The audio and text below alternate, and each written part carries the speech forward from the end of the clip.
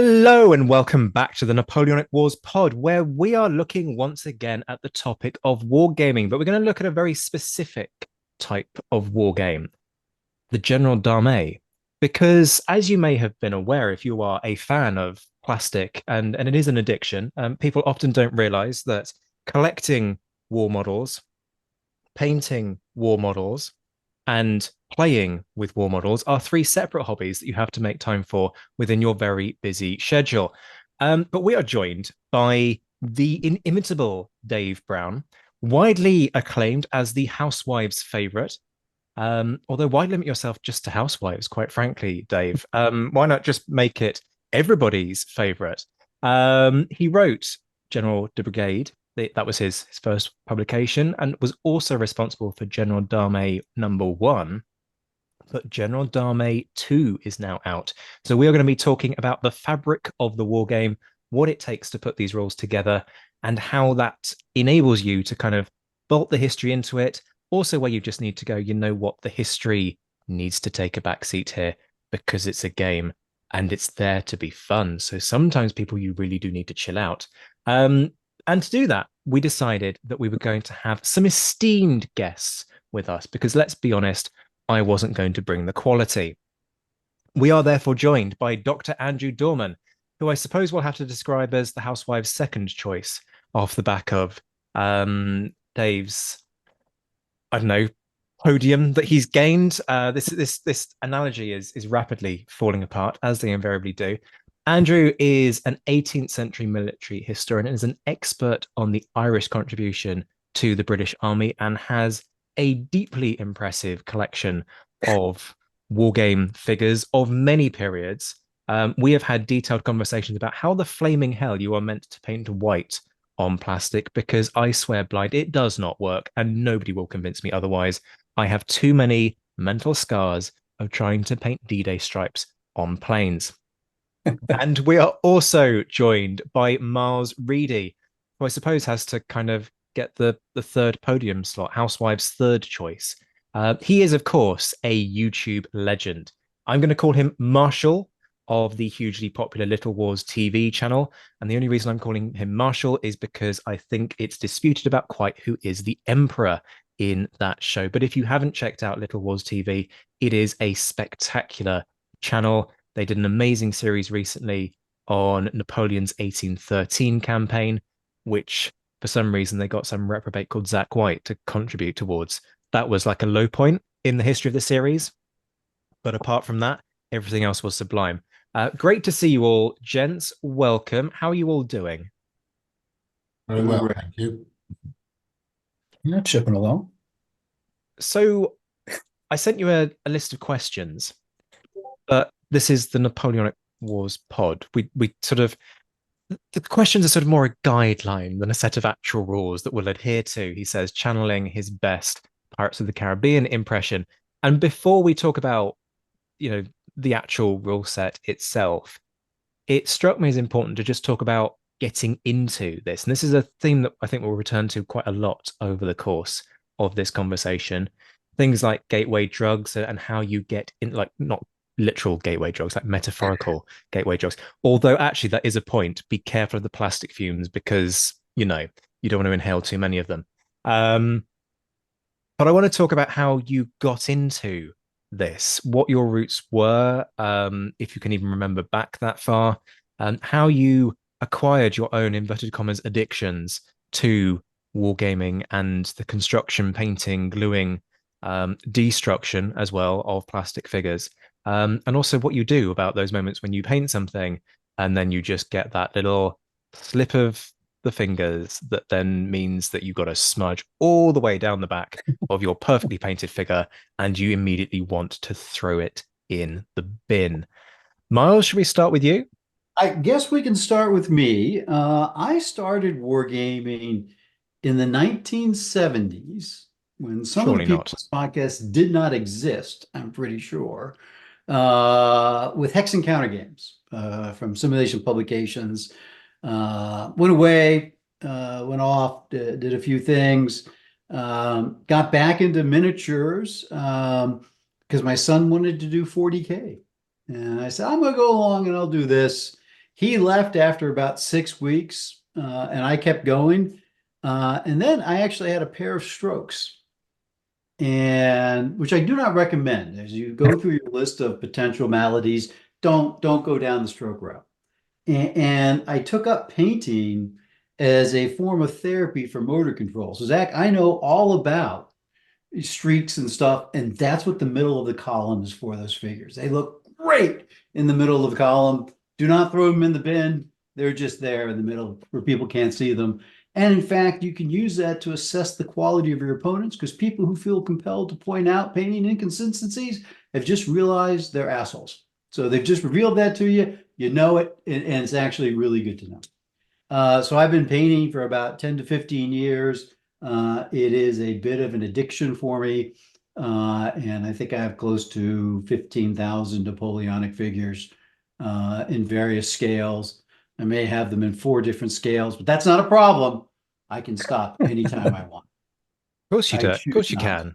Yes, no. But you see, you need the different scales because, like, you paint one or two, and let's be honest, they need friends, right? Yeah. And by the time you've done a friend, then you've basically got a platoon together. And once you've got a platoon together, well, you can't I stop at used to one try to platoon. rationalize it, and then I just, as I explained to my wife, I said, "No, I just wanted it. I did it," and we just leave it at that. We move on.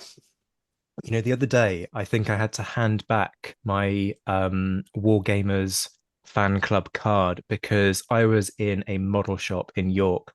There's a stunning one by one of the gatehouses.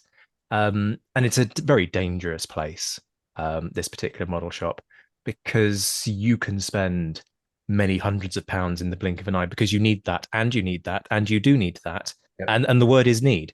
And I had the equivalent of a company of redcoats and a company of French Imperial Guard in my hands, and I put both of them back.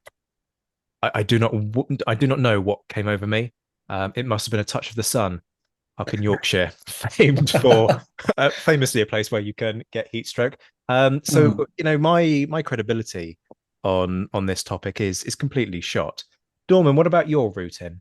Since the last time I was in York, I was conscripted into a shield wall at age 7 as part of a street performance.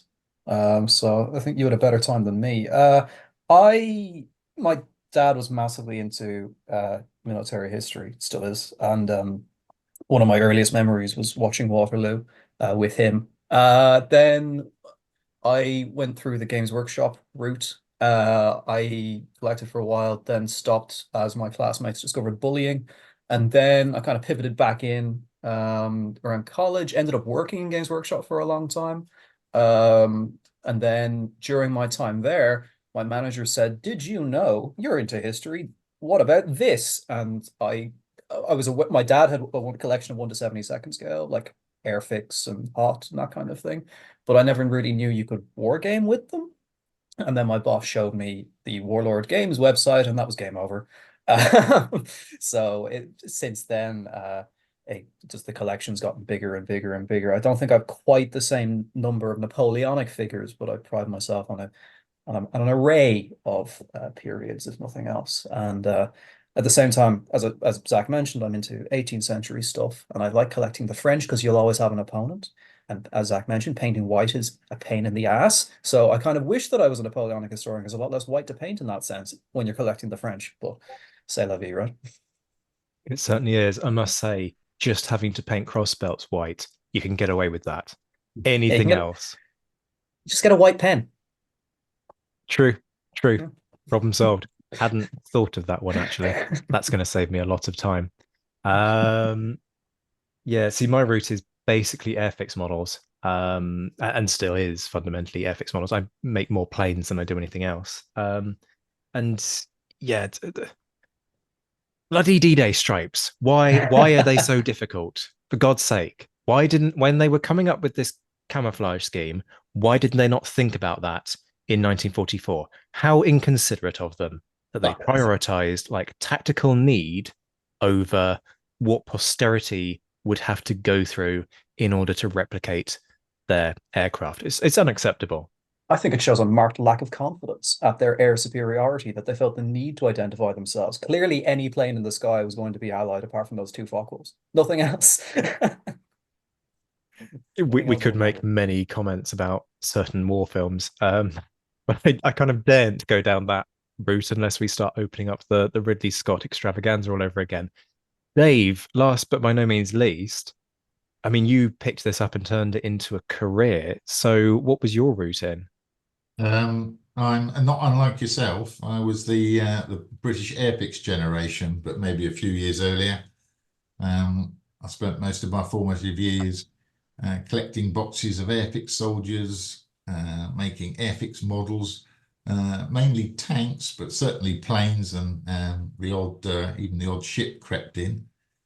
And then that was combined with a great love of history that started at school.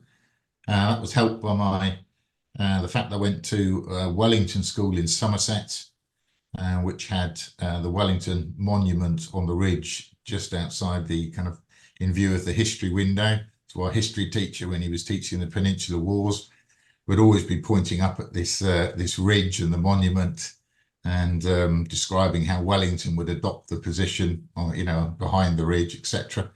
And that love of history just carried on to my degree, and then despite my career, it was still always carrying on in the background. Fantastic. Okay, let's start talking about the rule set itself. I mean, that's the thing we're here to publicize, right? People go by General Dame. Thank you for listening and good night. No, we're gonna obviously talk it in much more detail about this, but for those who aren't perhaps familiar, talk about the premise of this rule set.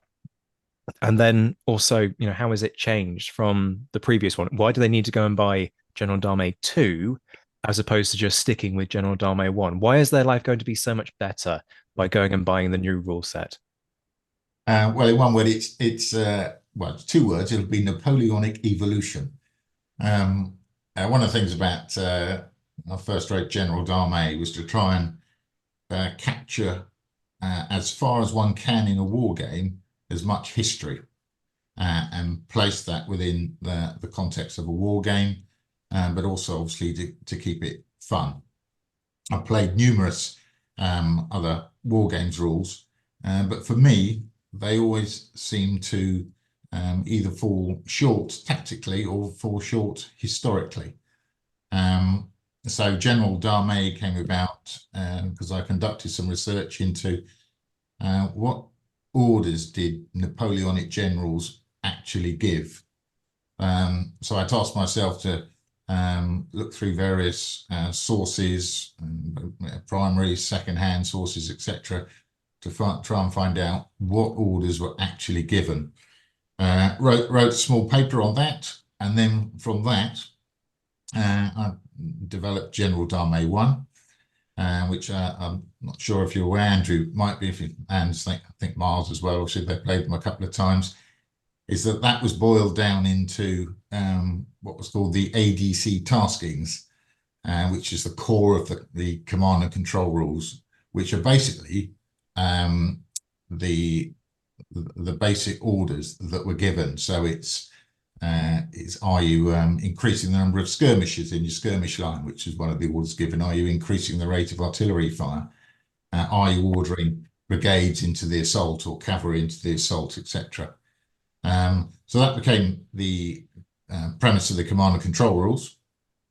And then it was plonked on top of all the usual modifiers that one might find in a set of rules, such as, the usual stuff, isn't it? General attached was +1 and French in column +2 and all those sort of things. And General Dame 2 came about because not only did I want to increase the amount of history in the rules with increased numbers of command decisions following on more research in that area, but also wanted to get rid of all those plus and minus modifiers that plague war games rules. I generally find that if you're conducting, say, firing, it doesn't matter what it is, you have to leave the game and leave the immersion of that game to go and open the book, look through the modifiers, and you'll be a long list there of where it's +1 for this and it's -2 for that. You'll get 2/3 of the way through it, and then somebody will go, sorry, I forgot. Did we have +1 at the start? And then you have to start again. And I thought, right, there must be a method of avoiding this coming out of the game. So General Dame 2 did two things. It removed that type of +1, -1 modifier and introduced much more, how can I say, easily recalled modifiers in a different format. So once you've played it a couple of times, you don't need to look in the rule book. They can just be recalled.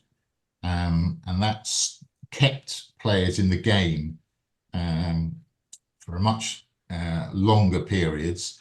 And as they were doing so, that also speeded up the gameplay, which I'm sure everyone, it's one of the great aspects of modern wargaming is speeding up gameplay. And that did noticeably speed up the gameplay, and that allowed us to therefore increase the number of command decisions one could have in a game. So General Dame 2 was not only quicker and slicker, but it also allowed the player to have more command decisions and therefore more thinking time. So hence it sits a little bit more in that historical area. I must say, Todd Campbell, passionate friend of the show, has been messaging me relentlessly since I let slip that you were going to be on this show, basically going, "Oh my God, GDA 2 is so much better." So it seems that that premise worked and it's translated, which is encouraging, if nothing else.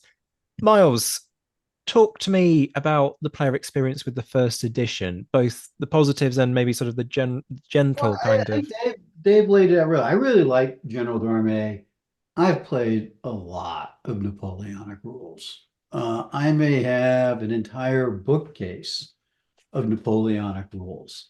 There's only one set that I went to, on a consistent basis, and that was General Dorme, because, the first version, it did command friction in an elegant way with the ADCs, and most of the time they do what you want, but not all the time. And so you always had to have something like a reserve. You always had to think about potentialities, but you never lost the game on a single die roll. Some rules have command things that, oh, you rolled a 1, you lost, go home, let's go to the pub. I think generally they did a really nice job. I think there were a lot of modifiers. For a math guy like me, I'm a credit card executive. I can do math really well. I loved it because I could do it all in my head and kind of anticipate stuff. Opponents hated it. And it took you 3 or so plays of the game to get a feel for it. And then when I heard that Dave was going to come out with version 2, I was a little leery, as all war gamers are, to change. And I was entirely wrong. I actually love the new version. Todd Campbell's right. By the way, Dave, I need to commission a signed autographed version of General Dame 2 for Todd. He's coming out to Historicon this summer, and I'd like to present it to him. But it plays a lot faster. You need me to cut that out, because if that was meant to be a surprise, you have just ruined the surprise if I release that. Todd can't figure out how to listen to these things. He won't be able to figure it out before the convention. I'm not particularly worried about that.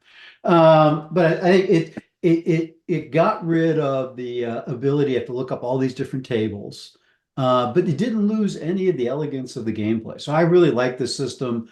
It's also one of the few rule sets that scales up. Right now, it's a division core level game, but it scales up. You can do a full army battle, like we did for our Austerlitz episode, and it works really well. And so it's one of the, if you can only buy one Napoleonic rule set, I'd buy this one. I'm not a paid spokesman. I could be, but I'm not. And I really recommend it. We've had the best games in our club, and as you might suspect, we put a lot of games. Our best Napoleonic games have been used in General Dorme. I mean, that's high praise, very high praise. Dorman, I gather that your experience with this is generally sort of when people around you have got drunk and said, "Hey, let's bust out the rule set," Yes. which isn't a damning indictment in any sense against GDA 1. But I'm curious about rule sets versus computer games, because you and I play a lot of computer games, let's be honest. And from what I understand, the mathematics and the mechanics behind modern day computer gaming isn't a world away, actually, from the mathematics that Mars is kind of referring to. The principles are still there. So Yeah, for you, I'm guessing that it's, plastic that wins out over digital. If that's a correct assumption, then why for you does one trump the other? that is a, that's a very interesting question.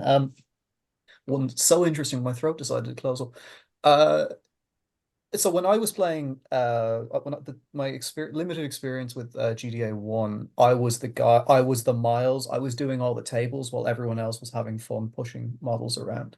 And I think that's the key thing is everyone else, because you can get 6 people or 8 people or more people in a room and play a game. It's a collaborative, collegiate experience. You're all interacting with one another face to face. And don't get me wrong, computer games have their place, and playing online with friends is a great way to pass an evening. But there's something about getting all your friends in a room together that just can't be beaten. And I think that any game, particularly if you're going to be aiming for a scale, say divisional or army, as Miles was saying, you need to have it needs to be able to scale to include multiple people, have them all activating in a setting that's, or not a setting rather, but in a manner that it doesn't appear artificial, that everyone's contributing equally, and it offers the best player experience, I think. And that was my biggest takeaway from my experience with GTA is it did allow that. Because I've played some games, not naming any names, where you roll the bad dice and then you don't get to sit, you sit there and do nothing. And that's all well and good, but when that happens twice in a row or 3 times in a row, you think, why am I here? And you just go further down the bottle that you've got next to you. So it doesn't turn into a great time for anyone concerned. So I think, yeah, that playability is obviously important, and tables aside, if you have one guy to do it, great. But the key thing for me was you can lots of people in a room together, and that is the core advantage, I think, over computer games. And Dave, talk me through the challenge of integrating the history into a rule set because you're never going to please everyone. Like, there's always going to be the ultra purist who's going to turn around and go, no, actually, insert piece of information here. That's not right. And you kind of go, yeah, I understand this, buddy, but entertainment. So, how do you find that balance? Yeah, it's generally through playtesting. What you're trying to do, isn't it, is you're trying to bring history into wargaming. And one of the ways I did that was through the command and control process, and also by slowly but surely introducing different types of rules to represent my take on the Napoleonic Wars. As you've already mentioned, some rules up there would simply give, say, French artillery a +1 because the French artillery are deemed to be better.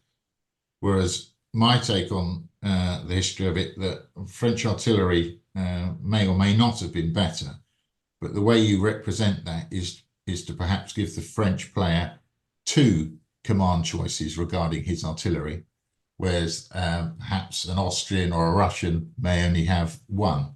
So therefore, it's still down to the player to make those decisions. But it doesn't, as Andrew said, it doesn't. It's not just an immediate +1 and you've got an advantage and you don't have to think about it. Other aspects of history, slightly more the nuance to bring in. I mean, one of my takes on the Napoleonic Wars, especially later on, is that they appeared to be very heavy skirmish screens with lots of artillery going on and very little else. Yet if you introduce that into a Napoleonic war game and call it a divisional set of rules, and all it was very large skirmish screens battling it out with supported by heavy artillery with an occasional cavalry attack, war gamers probably wouldn't accept that. So you have to take them forward with little steps at a time. So one of the things I did was introduce more skirmish rules than probably most war games. But if I'd have gone all the way and said, no, all it is just really large, heavy skirmish screens, as you say, I probably would have been shouted down by all these war gamers going, no, that's not the way it's played. Skirmishes are six figures, standing at the side, just doing a little bit of shooting. So for me, bringing history in, it's a combination of those two things. It's giving players command choices that reflect that history. And the other bit is obviously about do you take it too far or try not to, but just gradually do that step by step process, which obviously it started with General Brigade and then it moved to GDA 1. And then hopefully, if I've got it right, the history has crept forward a little bit more in GDA 2. I think you've done a nice job, an elegant job in not preordaining superiority. Some rules, the Imperial Guard just wipe stuff off the table. Why play against them? Here you have the potential, but you still as a player have to use them right. You have to use the artillery right. So I think you've gotten a kind of a nice balance there. I really like the skirmishing rules. Again, skirmishers can cause significant casualties to your opponent if you use them correctly. If you put them in front of cavalry, your skirmishers aren't around very long and they don't do anything. So I like it. You've taken the rock, paper, scissors and added a fourth dimension with the skirmishers. So I thought it's a nice touch. See, the big problem that I think most of these people who don't like the skirmisher rules are going to have is that they're people like me who can't paint for toffee. And so we've got nowhere to hide our crappily painted figures using Mars's sort of genius, stick them in the middle of the unit rule. That's really what people are railing against. Let's talk about the good, the bad, and the ugly of trying to integrate the history into wargaming. And we don't need to sort of mention names necessarily unless we're praising, but what are the times when people give me examples of rules that just are way off, either because things are badly researched or because somebody's just kind of not thought something through. But equally, let's talk about the positives. When things go well, either in this rule set or others, what is it that springs to mind in terms of things that you really want to pick out? Dorman, do you want to start us off? Yeah, I'm going to jump on this immediately because if I don't, someone else will. National characteristics as a whole have been alluded to, but they are a very infuriating concept. I think any British, just taking a slight jaunt out to sea, but every single rule set has the Royal Navy being better, and that may or may not have been the case. But from a gaming perspective, everyone has an off day, and there's never a way to represent that off day. Going back onto land, as Miles said, the Imperial Guard are not all conquering gods. In fact, I've read accounts that suggest the opposite, that they weren't all that impressive. But so there's a lot of kind of stereotypes about certain things that I think endure throughout the hobby and are carried on throughout the system. Austrians, big blobs, perhaps the German troops are more disciplined, the Hungarians are a bit rowdier. It doesn't really reflect any sort of tactical change or strategic change throughout the period. It's just assumed they are, large, unwieldy. Russians much the same. The British, thin red lines. It's all very samey.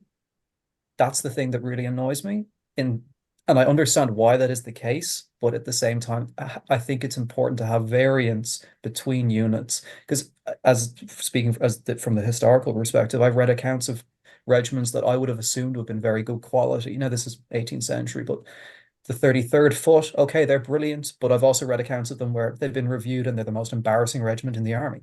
These things do happen. So I think it's nice to have a bit of variance and not have national characteristics be as dominating in a rule set.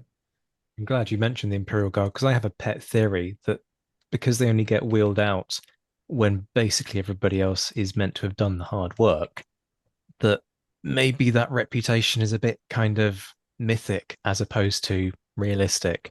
Combat veterans clearing out what conscripts and landwehr from Plansois. Ooh, I don't buy it, but that's just me. Nor me. But it's something that I must admit I need to delve deeper into. Miles, let me get your takes. I agree. I really don't like national characteristics because they can be very stereotypical and at times can be offensive. Mm. And perpetuate stereotypes that probably and we really probably shouldn't. And it's really up to the commanders in the field how their troops perform and the level of training their troops get. And a militia is probably the same for just about every nationality. And so I like rules that don't emphasize that and preordain. Oh, I've got a Russian army. I have to have my infantry dig in. That's all I can do. Oh, Yeah. I've got a British army. I have to shoot from behind a hill as we're cowering away from the brave Frenchmen. So I like that. Other rules, there are some rules that we've played, like Blucher. Blucher is a great set of rules to do large battles. It is a exercise in vector management. Once you figure out how to turn units and move them in a straight line, you've either won or lost. You can preordain the outcome of any battle in Blucher within the first 2 or 3 turns, because that's how the math works. So it's a nice game. It's a great starter game. It's not a game, if I had a choice to play, it would not be the one I pull off the shelf. Because it's, you can figure out the angles really, really quickly, and then you know whether you're going to win or lose. Dave, do you want to offer, this is your moment for a cathartic rant, should you really want to, on, whatever sort of blasted feature just really gets up your nose that you've managed to wipe away in creating Come on, GDO 1 and Dave, let's 2. rip apart sharp practice. I wouldn't dare do such a thing. Mr. Clark would never speak to me again. Or maybe that's a good thing. I don't know. But no, I can, without critiquing too many other rules, there was one moment using a set of reasonably well-known Napoleonic rules that we used to play a while back, where I had a battalion of the 95th. I think somebody else had painted them. They're really, really very well painted, and I was quite proud of them in this division. So one of the first things I wanted to do was I said, right, okay, what I want to do is to put the 95th out into skirmish order to push ahead and clear away those pesky French skirmishers. And the answer from the umpire that came back was, yeah, they can't go into skirmish order. And I did that classic war gamers. What? what do you mean they can't go into skirmish order?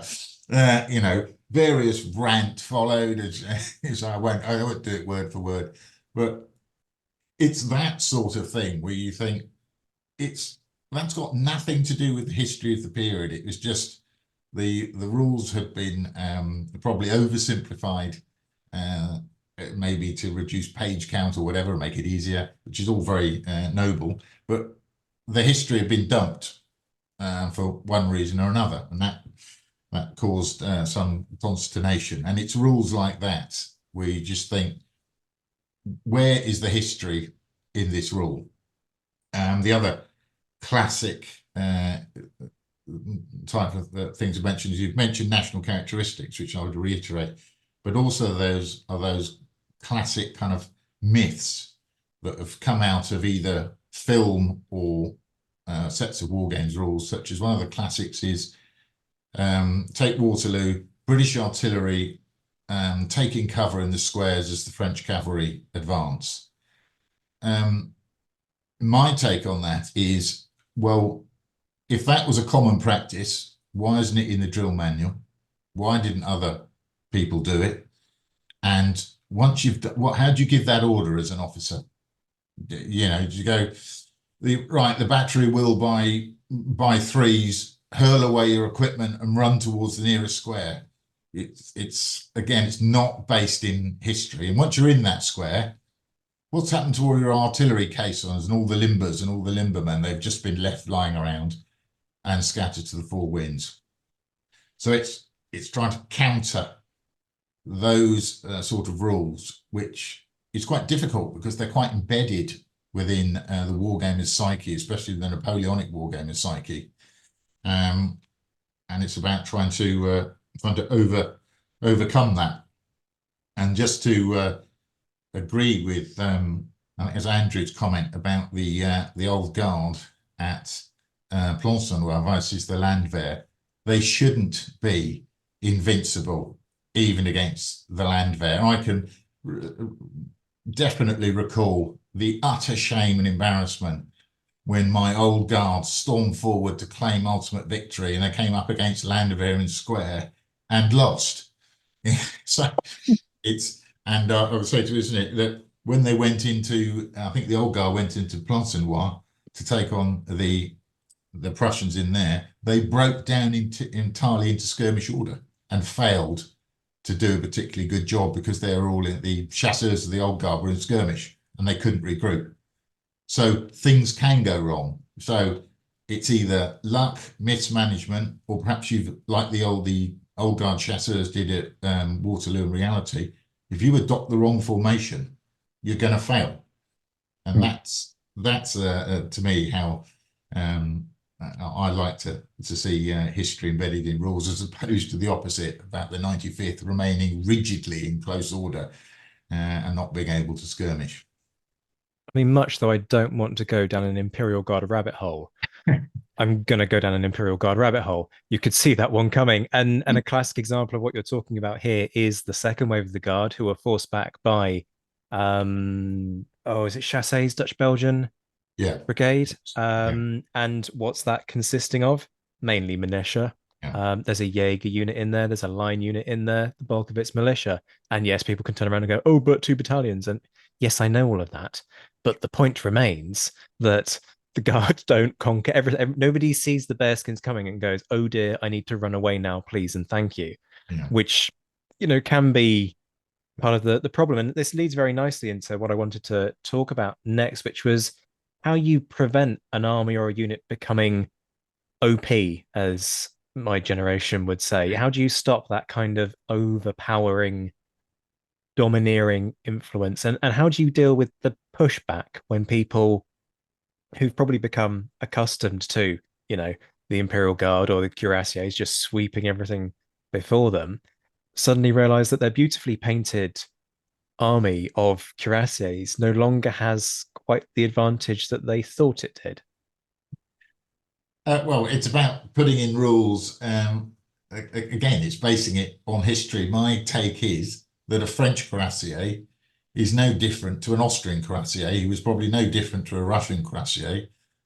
What the things that will tip battles in their favor will be, are they in the correct formation? Are they fresh?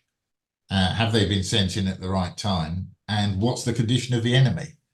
So, as you mentioned with the old guard, isn't it? The old guard, when they came up against the Dutch under Chasse, etc., they were no longer fresh and they had been disordered, and they came up against fresh, ordered Dutch and Belgian infantrymen under a very experienced general who knew exactly what, I think he had actually served in the Guard, possibly himself, in the early days. He knew what to do. So it's a question of that, isn't it? It's a question of, they're not OP if they're in the wrong formation and the wrong place at the wrong time.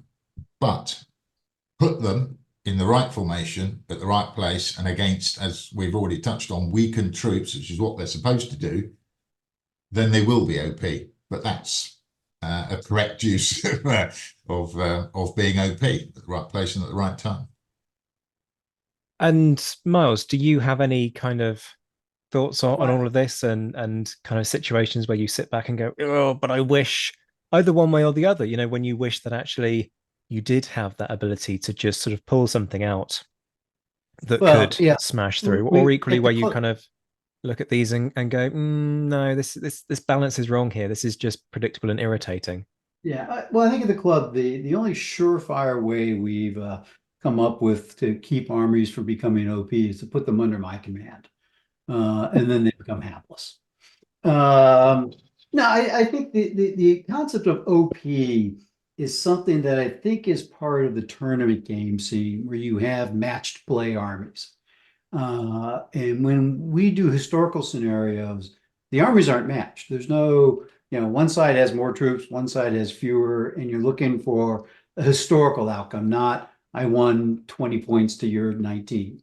And so one thing you see in the historical group is less people focused on min-maxing because it's not really a tournament. And so more of a desire for historical outcomes. And then what Dave went through much more eloquently than I'm going to go through, explaining how, well, you were in skirmish formation attacking a town. Maybe that wasn't the right thing to do. Maybe if you put them in the right form, you can come up with a reason why it didn't work out. And most reasonable people would agree. If you have a person who says the French Imperial Guard have to win, this game is wrong, they didn't win, then you've just found someone you probably don't want to play again. And that's and they probably don't want to play you. And so that's an equally good outcome as you move on. But I think the key is, don't take the tournament mindset into historical gaming when you're using scenarios that are not, the whole goal of the campaign is to have an unfair fight, not a fair fight.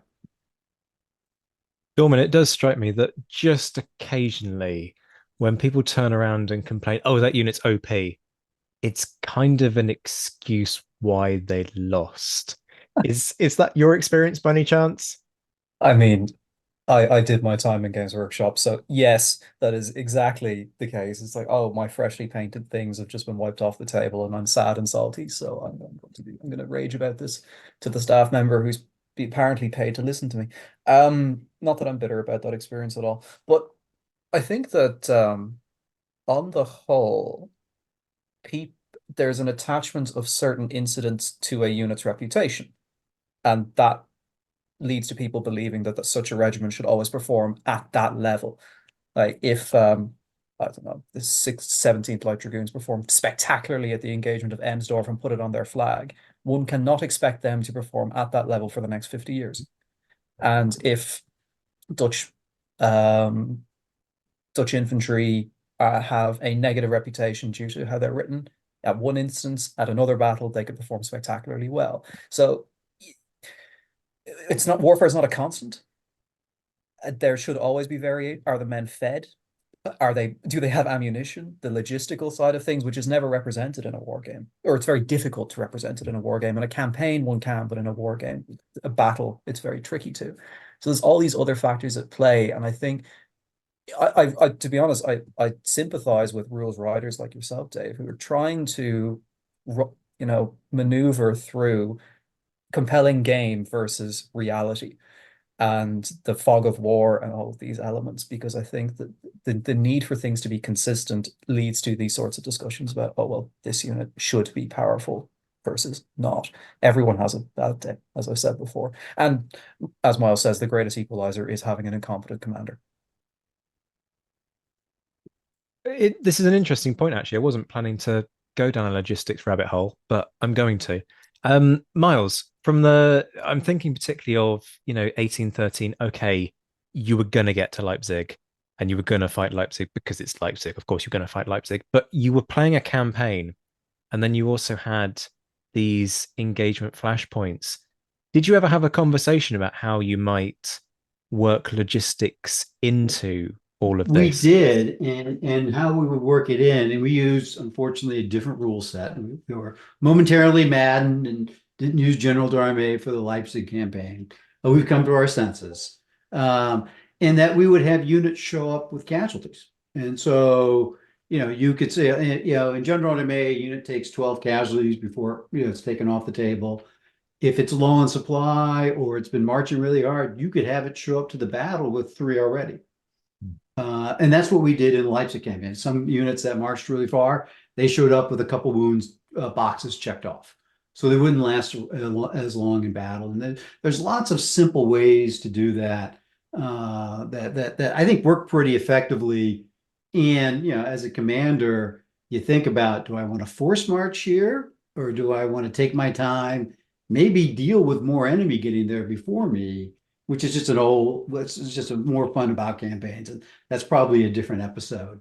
Because there you also get the chaos of multiple human personalities being involved, which is the absolute funnest thing in gaming. Because, you know, you can roll a dice. I know it's going to be one of 6 outcomes. With humans, I know it's one of 6 million outcomes, and I can't really predict which one. Yeah, I felt that very strongly when so my limited experience with wargaming is generally done remotely, um, in an online setting, so kind of turn-based, but you know, turns take whole days, if not weeks, because people don't come back with their things. And it was remarkable. I was sitting down with a very good friend of mine, Ed Koss, and we were playing a Zulu scenario. And I gave very clear instructions that, you know, the objective is to push for the supply depot, be wary of X, and don't attempt to occupy region Y. Um, Prioritize movement, so make sure that, you know, the roadway is given solely to the movement of the transports, and don't clog it up with other things. And I gave these very clear instructions, and the structure of the game was that the others would then try and turn those orders into reality. Dear listeners, they did not turn a single one of my bloody orders into anything approaching reality, to the point where halfway through the fight that the skirmish, that I was just sitting back going, what the effing hell is this guy doing? I was given the opportunity to send a snarky letter, having received an official report back, basically going, so you're not doing anything that I ordered you to do. Can you please sort yourself the flaming hell out? So I very strongly feel what you say there, Miles, about, you know, you can put the idea out there, but whether or not that reality is what you hoped it to be. Well, and you get the opposite. Sometimes I put really dumb ideas out there, and my sub-commanders say, "Hey, we're going to do this," and I look like a genius. I'll take that random good credit. We've been doing a lot lately with the International Kriegspiel Society, which is a group that runs Kriegspiels online. They're a lot of fun. Dave, I've got to challenge you and the Lardies to a Kriegspiel. And we're experimenting at the club where we run the campaign online with limited intelligence and dispatches. And then when we get to a large battle, like we did with the Leipzig campaign, we'll resolve it with miniatures, whether we do it online in Tabletop Simulator or with real miniatures, even my poorly painted ones. And it's been a lot of fun. And it has the benefit that the online stuff, setups like that, it's all bits and bytes. And so anybody's interested in Kriegspiel, I encourage you to check out the International Kriegspiel Society, IKS. They've got a website. If they let me in, they'll let you in. And it's been a lot of fun. They haven't seen the quality of my painting yet, so we'll hold that thought. Again, you don't have to paint when it's online. You're saved. Perfect. Dave, have you got any thoughts on all of this? I mean, one of the things about one of the things I tried with GDA and GDA2 was to create a set of rules that, as we both touched on, was that allowed large multiplayer games. And large multiplayer games have a completely different aspect that comes out from your normal one-to-one or whatever.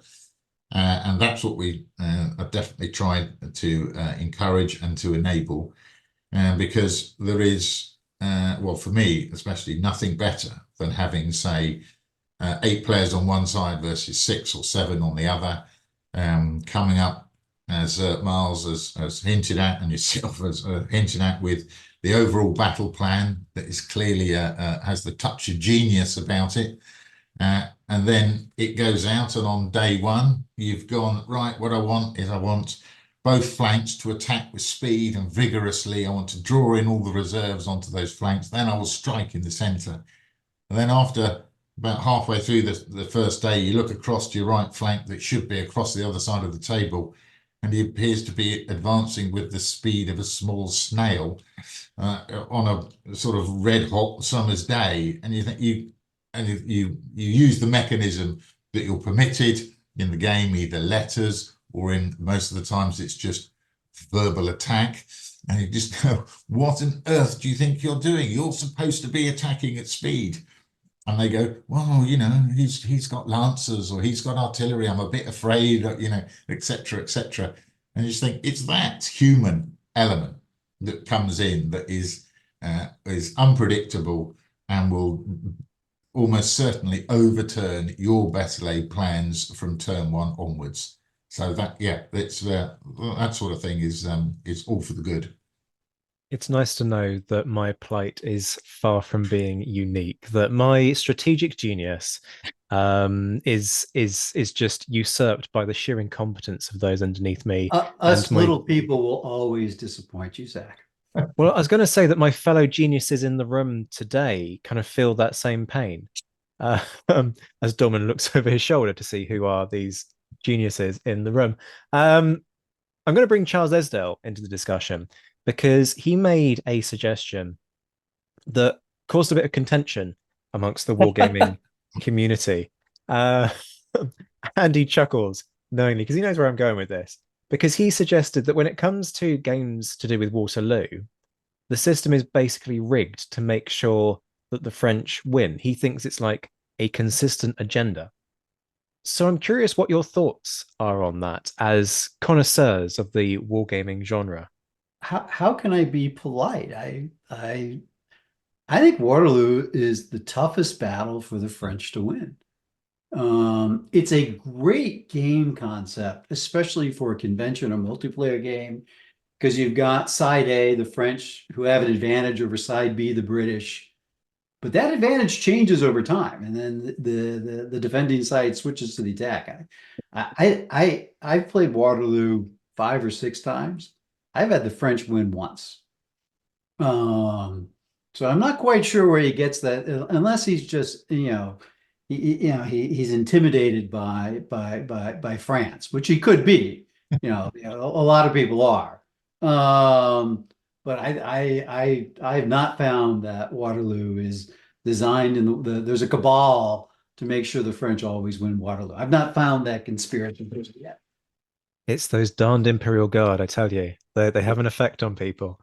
Dorman, So I remember the Zoom conference where he gave that can I talk, just and I say it asked wasn't him, meant to be a Zoom conference. It was meant to be an yeah, in-person conference, but the Queen died and we'd lost yeah. the venue, so everything went on to Zoom, and it was a chuffing nightmare. But sorry, that's my trauma rant aside. Please carry on.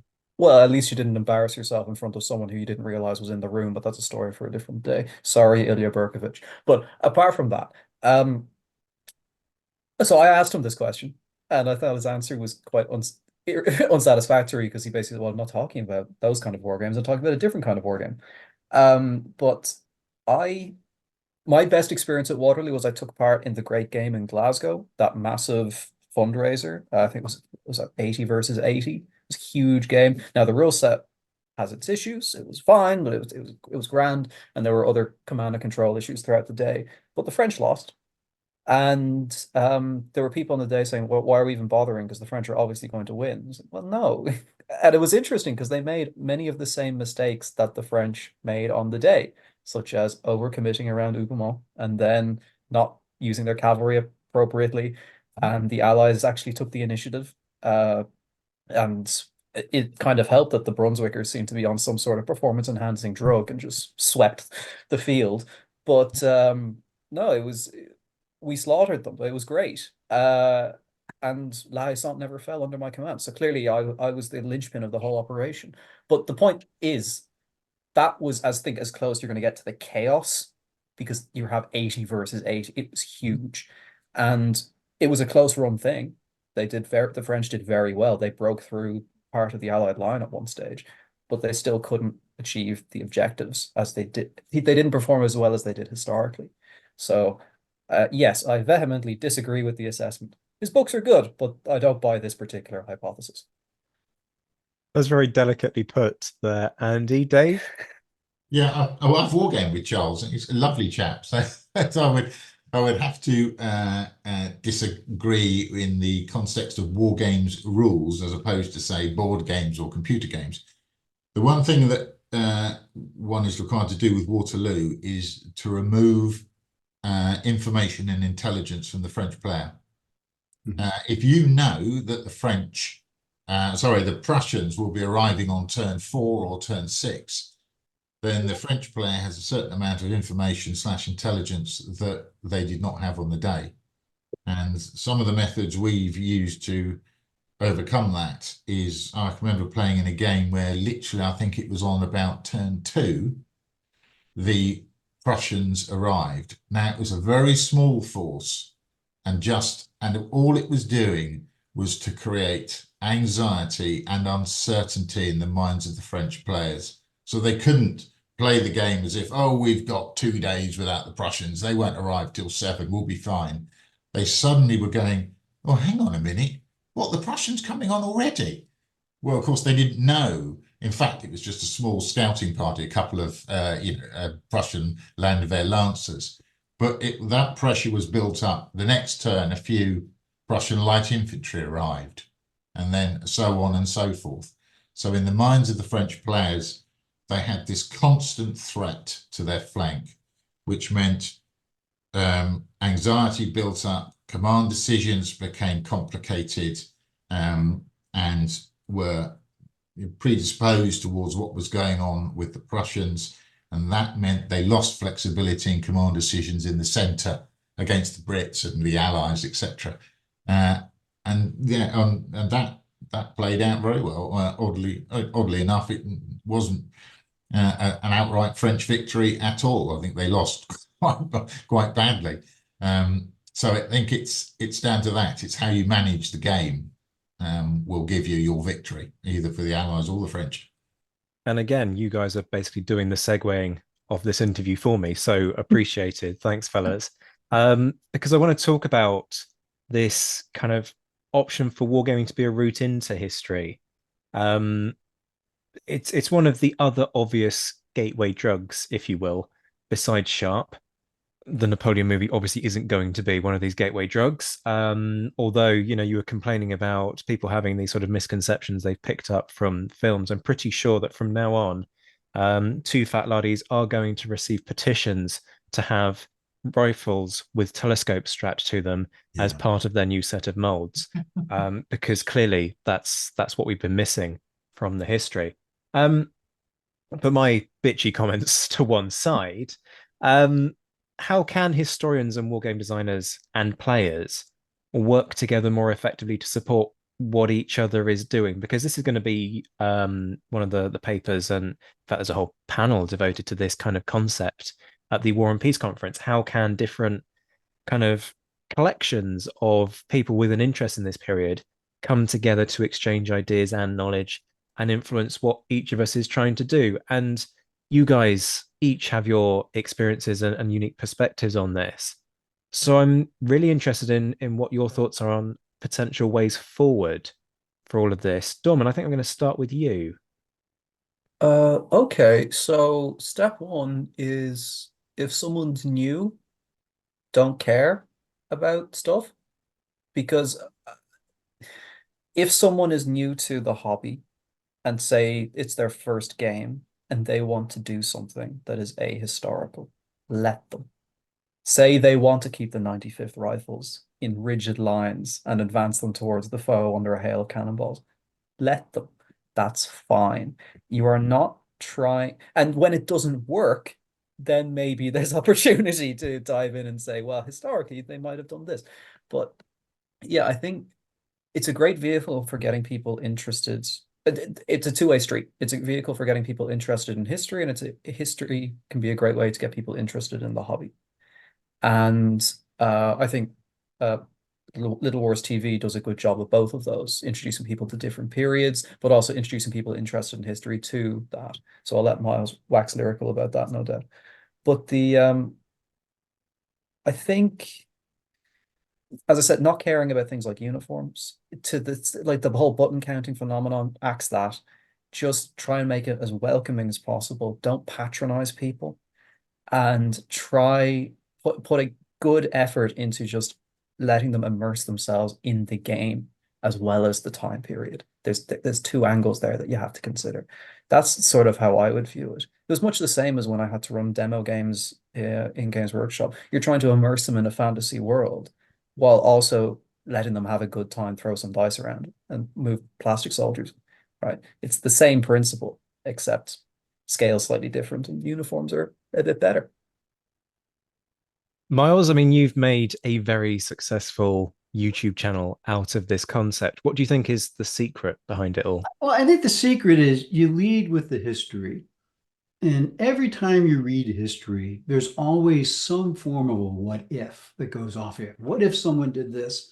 And wargaming is a way that you can express that in a participatory way, that you can experience the command friction, the fact that people had to make really hard decisions with really poor information and uncertain outcomes. And it's a way to actually make the history come alive. So from our perspective, the history comes first. The gaming is an aspect of that, whether that gaming is two-dimensional hex encounter, whether that gaming is more artistically presented through painted miniature and 3D terrain. You know, there's a whole artistic aspect of the hobby that we haven't talked about, but that's just a form of expression. That's not the hobby. But the real thing is, how do you make history come alive? Wargaming is a way that people can really begin to kind of understand that these things aren't preordained. That there's a lot of things that go into winning and losing, and it's not that you have the best musket or the best whatever. And so helping that I think it really kind of makes history a much more interesting topic. We see that with younger people, memorizing dates and stuff like that. It's not very interesting. Understanding why the Union chose to hold the ground at Gettysburg they did is really kind of makes it alive, and they talk about it more. And then the pretty toy soldiers, we do that just to keep people like Games Workshop employed, selling stuff. But I think there's that. So the history comes first, and you just got to find a way to make it accessible to your audience. And as a game master, you have to assess what your audience can take in. If it's a bunch of old guys like me, present it one way. If it's a bunch of young kids, present it in a different way, but just make progress. All you're doing is setting a hook, and you come back next time and you set it a little deeper, and eventually you have miniature gaming addicts. And it strikes me that actually by doing this, you just get a little bit more of an appreciation for just how difficult it is to actually, if a rule set is good, that's an important caveat. This isn't something that you get by playing Napoleon Total War. I know I've just gone and insulted Napoleon Total War, but genuinely, you don't get that kind of appreciation of what it's like to actually command. You've got a rock, paper, scissors kind of thing going on there of X beats Y. Well, and I think you also can teach people to be more critical readers. Because every history is presented with a bias. And when you go through a war game, you realize, oh my gosh, all these different things can happen. Maybe I shouldn't take Chandler verbatim. Maybe I should get other sources. I'm not saying good or bad about him, but I think anytime you do that with a young person, you've done them a life service. Now, again, that sounds a little pretentious, but I'm a pompous ass, as I said earlier. But this is a point that it does kind of give people a bit more power in sort of the sense of, well, look, I could influence this outcome. So actually, what are the implications of that for history? Because I've just had a go at being Davout at Austerlitz, and actually I arrived 2 turns late, but managed to help Napoleon win anyway. So what does that mean? Sort of thing. Do you know what I mean? And that, as you say, kind of encourages people to just engage that little bit more. Dave, I mean, you're the person who's literally put their, well, I wouldn't quite say money where their mouth is, but you've made a successful career out of getting people to engage, right? So what's your sense on how the two sides can work together on this? Well, I think as has been mentioned already, the focus is on the history, and that needs to be in your war game. However, the emphasis of a war game should be playability rather than just a kind of like a pure simulation.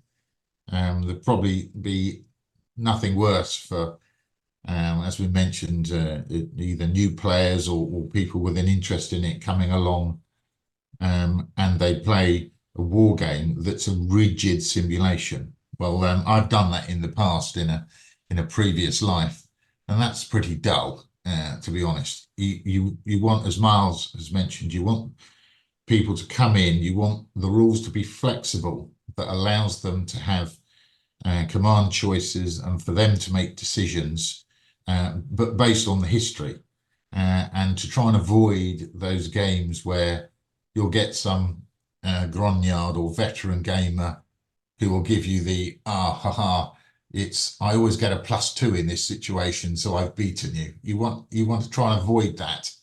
You want to avoid those kind of set piece rule dead ends that can just, I've won because I've now got +3 and you're on -2. You want people to be able to come in and play the game, make decisions, again, hopefully based on some history. And if it goes well for them, it goes well. And if it doesn't, it doesn't. But we need to be flexible in our approach. And it's the same with, I would suggest, with historical books, isn't it? They need to be perhaps a bit more flexible in how they view wargaming, and perhaps we could all do with being a little less siloed when we view these things. So history perhaps could always touch on wargaming, and wargaming should always be based on history. Absolutely. And there will be a paper on wargaming at the War and Peace Yeah. Conference on exactly this topic. Ditto in relation to reenactors. You know, how can these different areas actually inform in a really valuable way what historians are doing, and inevitably vice versa? Which leads me, I guess, to the final question out of all of this: tips for people who want to get started. I will neither confirm nor deny whether I'm asking for an inverted commas friend on this. Clearly, the obvious answer to my question is that people need to go and buy General D'Armée 2 from Yes. twofatlardies.com. Folks, make sure you do. Price ranges vary, but we'll stick a link in the episode descriptor. Decide what you want to buy, but go buy it. So clearly that's the first thing you've got to tick off on your checklist. But beyond that, what else would you suggest? Dave, I'm going to start with you on this one. Start small and then build up. Don't try and play, especially if you're new to the period or whatever, don't try and do Leipzig by the weekend, because that's not going to happen and will invariably lead to some disappointment. It's also, don't necessarily follow some of these very large units that you see on the various websites, etc., where they might have 40 figures in the unit. You don't have to have 40 figures. You can play games equally well with 10 figures in a unit. If your desire is to make all your units 40 figures and then field 3 cores, well, great. But it starts small and then build up. And the same could be said of touching on the history, isn't it? Don't start with the Oman's 7 volumes of the Peninsular War. Start with something that's a little less chunky, something that's a little bit more accessible. And again, start small and build up. Miles? I'm going to say start small also, but I'm going to say if you want to do miniatures, go smaller scale. Use 6s or 10s. If I had it to do all over again, and I do 10mm miniatures for everyone. And Leon from Pendragon is not paying me to say that. They're easier to paint. You don't have to be a good painter because no one can see them. And you can field relatively large armies quite quickly. I'm doing a giant Russo-Japanese project that's going to have a couple thousand figures, and I started it about 8 months ago, and I'm just about done. And it's much more cost effective. Other things to do is use Tabletop Simulator. You can simulate these things online to see if you like the rules. We're recommending General D'Armée. It's a great set of rules. It won't be for everyone. There's another set of rules that might be for you. Don't buy a whole bunch of miniatures until you know that you like the rules. Find ways to play them and figure out what you like, but just experiment. And with experimentation, you'll make mistakes. You'll stuff. I don't like this. Great, don't do it anymore. Go do something else. But really, I like the smaller scales. You get to do a whole heck of a lot more. The ratio of prep to play is a lot more efficient for 6mm than it is for 28. Yeah, I do feel that idea of starting small, at least with unit size, quite acutely, because I was recently involved in the latest round of the Waterloo Uncovered project. that's producing this diorama of the battlefield in a one-to-one scale, not like in terms of geographic scale, but in terms of unit scale. Obviously, they're not like rebuilding the Waterloo battlefield and getting 6 foot figures. But what they are doing is every figure represents somebody who was on the battlefield. So I was asked to do, it must have been a company's worth of French figures. Yes, I was told that I was painting French people. Try not to be stunned by that outcome. Admittedly, I didn't have a choice. I was told you are painting French, Zach, and you will like it. And it took me. I'm ashamed to say it took me a year to do these 60 odd figures, and they looked all right by the end of it. But that's partly because I was so particular about this that I was getting toothpicks and dipping them in the gold paint to do the buttons properly, because I'm getting approving nods actually around the room and shakes of heads from others. We won't kind of delve into quite what the disgust is from Miles there. But I agree with you. I'm surprised that you suggest small scale though, because I got somebody. I was doing a tour out in Waterloo actually, and we had a kid on the tour, and I went, "Well, get them a present." So I got them. I can't remember who the creator was, but basically it was a brigade level set, and it was like 10 mil. And I looked at what was in the box and I thought, oh my God, they're tiny. How can you possibly paint that? Which I suppose perhaps is the point. Just don't. Yeah. Don't try and do that. Otherwise you'll destroy your eyes trying to sort of see close enough. Dorman, let me get your take on this in terms of getting people started. Okay. Step one, I would say pick either a campaign or a battle, do some reading first. If you find nothing you like, don't wargame the Napoleonic Wars. You're not gonna enjoy it. If your aim is just to wargame the period, I don't think that's necessarily the best way to go about it. Find something you're actually passionate about. And if that thing isn't this, great. It could be a different part of history, but there's something out there for everybody. That's the advantage of the hobby. You can go thousands of years. But if you do decide this is what you do and you do find something, when you go online, everyone posts their best stuff. So don't be discouraged.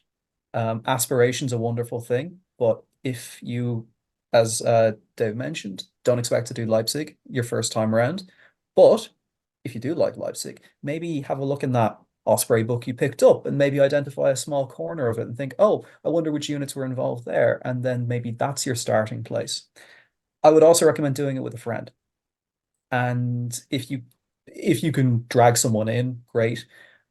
If it ends up with you doing both sides, that's actually not the worst thing either, because it's easier to encourage someone to come and play a game with you if you have both sides ready to go. And everyone should have a French army, so you should do a French force because that way you'll always get a game. So do both sides. And if you're worried about it, make the figures as generic as possible. Like people would say, oh, you can't use bicorns later on. And if you don't want to annoy people, just always use guys with shakos, but you can use them earlier. Like these are the kind of like little nuancy things that really annoy me when people like complain about it. Like ignore all that, do what you like, paint what you like, and yeah, go to Pendragon. That's the final thing.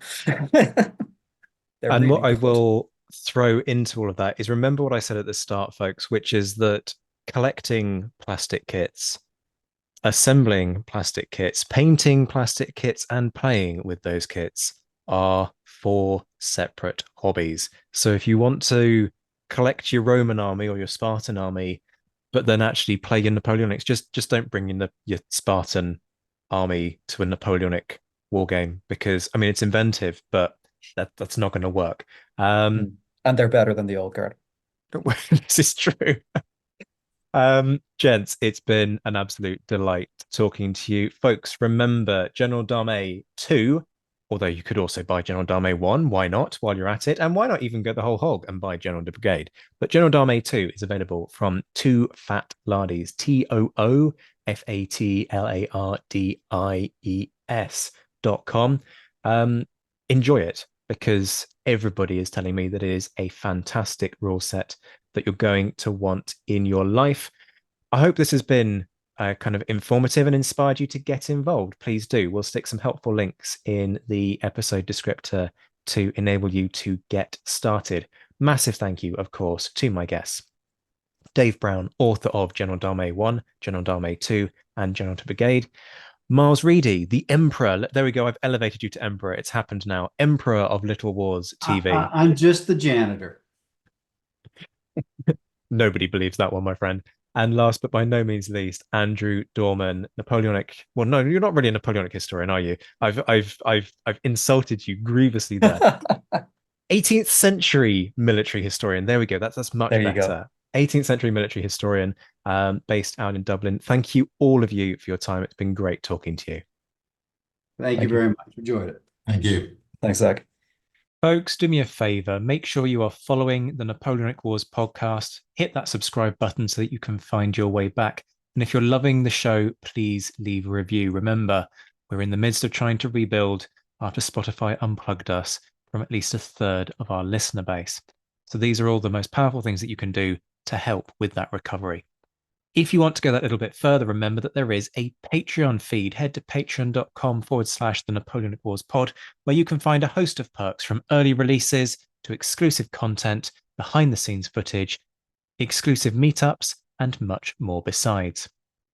Shout outs to my mentioned in dispatches patrons: Rob Griffith, Brendan Teeling, Beatrice de Graaf, Lynn Dawson, Jamie Kingston, Lucy Tatner, Jim Deary, Josh Keeney, Colin Fieldhouse, Stephen Colson, Jim Getz, Stephen Gillen, Hugh Brennan, Alistair Campbell-Grieve, Andy Meakin, Mark Hanscom, Rob Coughlin, Bruins Girl, Noah Fink, Mark Trowbridge, Miles Reedy, Nick Overland, Graham Goodwin, Chris Pramas, Anthony Gumbau, Anonymous American, Martin Pisani, James Fluick, Natasha Hobday, Rod Schwager, Chris Kimball, Gary Dennis, David Graylick, Ted Andrews, David Milinsky, Richard Anderson, Arthur Forgy, Sam Moore, Wyatt Pollock, Carol Dixon Smith, Roland Shark, Jason Mohan, Mark Chestnut, and Giovanni.